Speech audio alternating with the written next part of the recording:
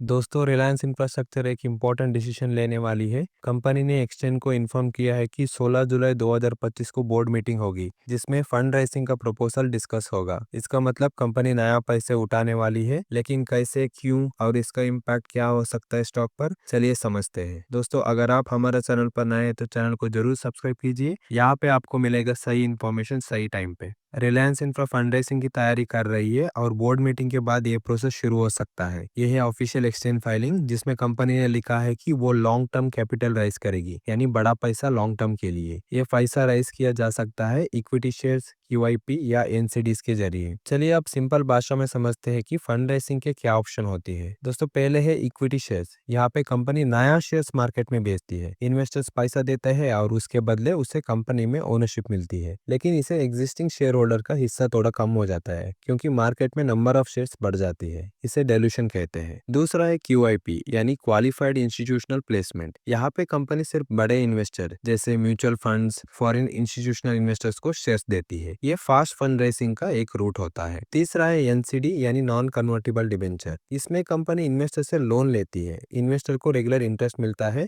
जैसे बैंक का लोन जैसे, लेकिन ये शेयर्स में कन्वर्ट नहीं होता है। यहाँ पे ओनरशिप नहीं मिलती है, बस पैसा और इंटरेस्ट रिटर्न होता है। हर मेथड के अपने फायदा और नुकसान होते हैं। कंपनी डिसाइड करेगी कि सिचुएशन के हिसाब से कौन सा सही है। रिलायंस इंफ्रा के पास काफी प्रोजेक्ट्स पाइपलाइन में है, जैसे metro, road, defence contracts. Company इन फंड का यूज एक्सपांशन, वर्किंग कैपिटल या पुराना लोन चुकाने के लिए भी यूज कर सकती है। ये एक ग्रोथ स्टेप भी हो सकता है। अगर फंड रेजिंग का स्ट्रक्चर मार्केट फ्रेंडली रहा तो स्टॉक का वैल्यू में इंक्रीज देखने के लिए मिल सकता है, और अगर ये fund utilization clearly growth oriented रहा तो Q1 फाइनेंशियल ईयर 26 के आसपास स्टॉक में मोमेंटम भी आ सकता है। सब कुछ डिपेंड करेगा फाइनल डिटेल्स पर। आपको क्या लगता है, रिलायंस इंफ्रा का fund raising move long term के लिए सही डायरेक्शन है? नीचे कमेंट करके अपनी ओपिनियन जरूर बताइए। वीडियो पसंद आए तो लाइक करिए और हमारा चैनल को सब्सक्राइब करिए, ताकि जब 16 जुलाई के बोर्ड मीटिंग के बाद फाइनल अपडेट्स आए आपको तुरंत नोटिफिकेशन मिल सके। मिलते हैं अगले वीडियो में।